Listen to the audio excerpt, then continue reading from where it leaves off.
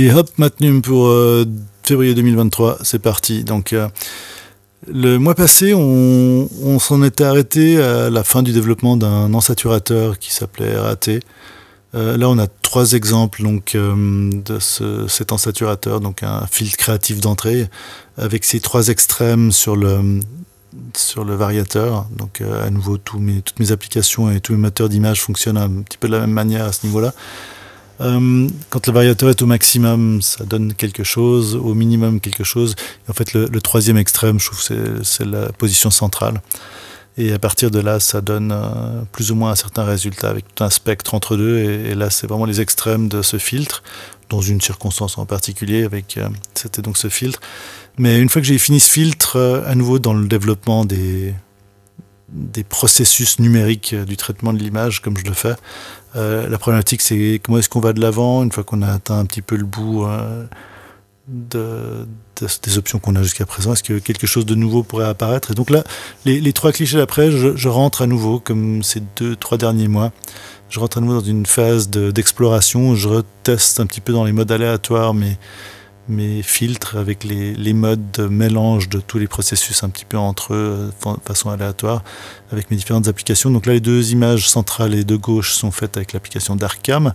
On voit donc au milieu Arguable comme ensaturateur, Paula Laurel comme filmulateur, et à gauche, donc là on voit qu'il y a un petit peu dans l'insaturateur le Bewi, qui est une simulation noir et blanc assez basique, qui provient d'une vieille application en fait qui était Dual, et à nouveau du Paula Laurel comme filmulateur par-dessus, et avec des valeurs de variateur aléatoires. À nouveau pour essayer de trouver des images. À droite, là on voit ça c'est en utilisant Camaré. On n'a pas le code barre et les indications, mais là c'est du Square comme ensaturateur, avec par-dessus probablement une vieille simulation de film Konica, d'émulsion analogique donc. Et là donc à nouveau je rentre souvent dans ces processus-là, tant que j'ai pas un truc qui vraiment me motive, tant que j'ai pas une étincelle, j'essaie de générer une étincelle d'une nouvelle idée.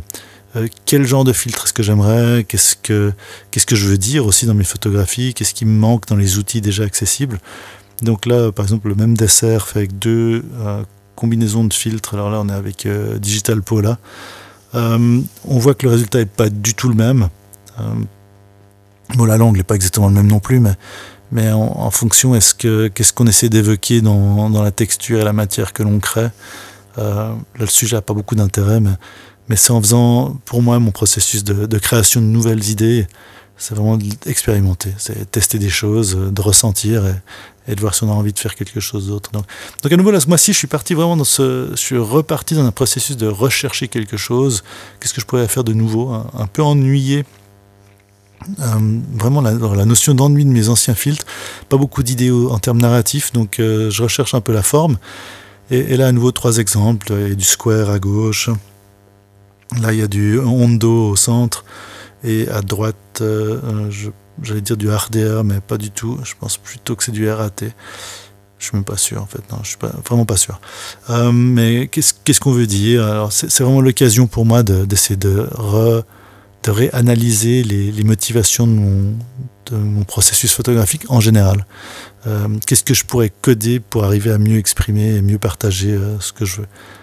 3 autres images à nouveau dans ce processus un peu aléatoire.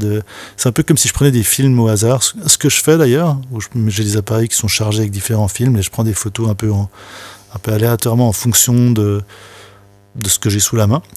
Là c'est un peu pareil, donc quel est mon état d'esprit, quelle sensation est-ce que je retrouve dans le cliché, est-ce que ces filtres me pousse à avoir envie de faire quelque chose.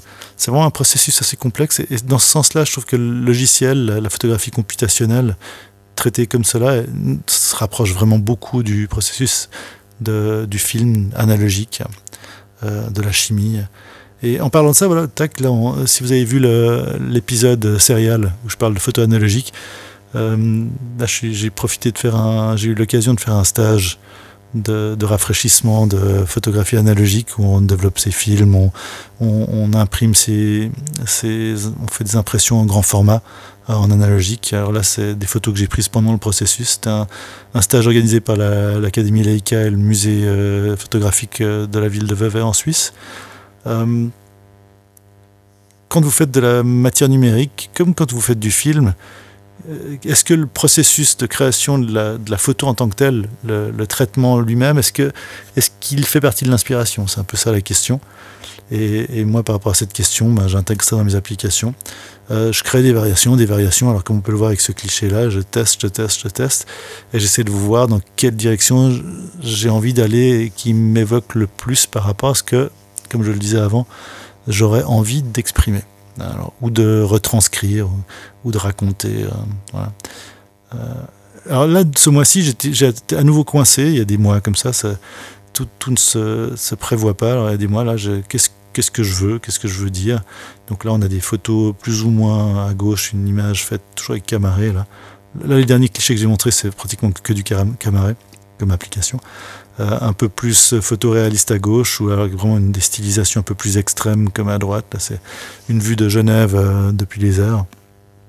Alors là, je profite de faire j'étais dans l'avion, donc souvent je prends des photos depuis l'avion, depuis le hublot. Je trouve ça amusant, ça passe le temps. Là, on a la ville de Berne, donc la capitale de la Suisse.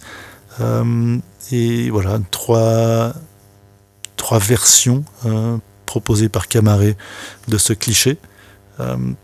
Qu'est-ce que je trouve le plus intéressant? C'est l'occasion déjà, je trouve amusant de prendre ces clichés. Ça rend le voyage plus court. Et c'est intéressant de regarder les grandes urbanités comme ça, de loin. Mais en plus, là, je me pose la question, est-ce que je veux un truc un peu plus subtil où on voit pas bien les choses, ou quelque chose de plus explicite, quelque chose de plus vintage, plus coloré, plus stylisé? Ou comme tout à droite, là, cette photo un peu floue d'un aéroport avec du grain. Enfin, le numérique se rapproche beaucoup de l'analogique. Ça, c'est vraiment un peu ma thèse du mois. Bon, ça fait longtemps que je l'ai avec tous mes propos sur la matière numérique, pour ceux qui connaissent mon travail. Mais ce mois-ci, j'ai vraiment été concentré là-dessus, là, comme on le voit aussi avec ces trois images. Donc 2 versions à gauche, centrale et gauche, d'une même image. Je pense à RDR au centre. À gauche, je n'ai aucune idée de quel en saturateur, avec 2 filmulateurs différents, mais voilà, pas du tout le même rendu. C'est Hondo à gauche, facile, en fait, je devrais reconnaître. RDR au centre. Et tout à droite, là, c'est RAT.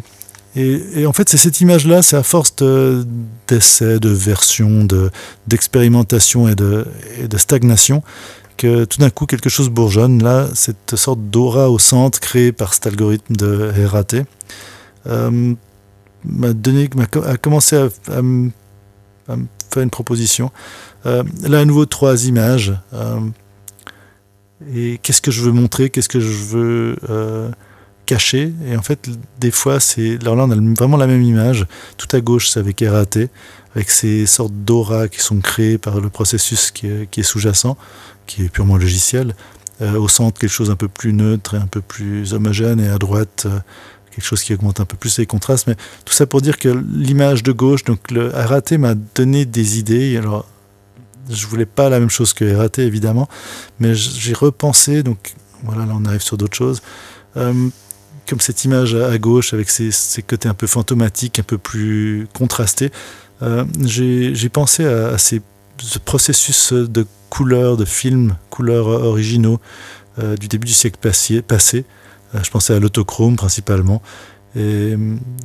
C'était un processus qui avait été patenté par les frères Lumière, mais qui avait été déjà utilisé par des photographes comme, je crois que c'est Louis Ducos du Oron. C'est un processus d'addition de couleurs, en fait, si je ne m'abuse, avec des résines de couleurs, avec différentes couches qui s'additionnent et qui donnent la couleur, qui n'est pas du tout le même processus que le processus subtractif comme on a dans les négatifs couleurs d'aujourd'hui. Et donc l'idée, c'était un peu, là comme on le voit sur les 2 images centrale et droite, d'essayer d'accentuer des couleurs principales, des canaux couleurs principaux, et de voir ce que ça peut faire si on accentue les composantes principales, mais on enlève les autres. Et là, par exemple, à gauche, c'est la photo qui sort du capteur, hein, la couleur standard est au centre, avec l'embryon de ce nouveau filtre, un peu comme un processus autochrome, mais aussi quand on change de variateur, comme on le voit tout à droite, on se rapproche du monochrome. Donc voilà. La 3 images aussi, là j'en profite pour faire j'aime beaucoup aimé cette peinture de Wanda Cope, qui était là, c'est au musée d'art contemporain de Reykjavik. C'était une œuvre qui a été offerte à la ville. Comment avec ce nouveau module que je teste un peu, quand je commence à développer un module, je le teste un peu sous toutes ses coutures, comment est-ce que les textures changent, comment on perd certains types d'informations, certains détails, et qu'est-ce qu'on gagne par contre en sensation. Donc voilà, là on a à nouveau dans l'ébauche de cet ensaturateur, ces canaux principaux qui ressortent, alors là avec beaucoup trop de bleu à mon avis. Enfin c'est pas aussi simple que ça, mais évidemment. Mais là je testais, je voulais voir ce que donnaient ces distorsions de couleurs. À nouveau 3 images, alors là on a les canaux verts et rouges qui ressortent plus ou moins d'ailleurs, dans différentes circonstances. Donc je teste vraiment un peu dans toutes les situations pour voir ce que ça donne. Et donc ça c'est un module qui est sorti, je ne sais pas si j'aurais dû le sortir, mais en ce moment là j'en parle encore, mais le module est sorti dans certaines des applications.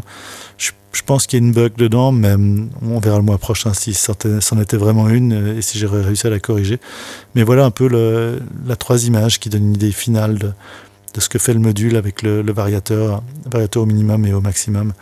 Et voilà, c'était un bon candidat que j'ai libéré sur 2 des applications. Mais on verra la suite de cette aventure, si effectivement je l'ai libéré avec une bug ou pas. Je crains que oui, mais voilà, ce sera intéressant de voir ça le mois prochain. Donc voilà, j'espère que ça vous a un petit peu diverti et que c'était quand même un petit peu intéressant, même si c'était un peu plus pauvre que d'habitude, je trouve.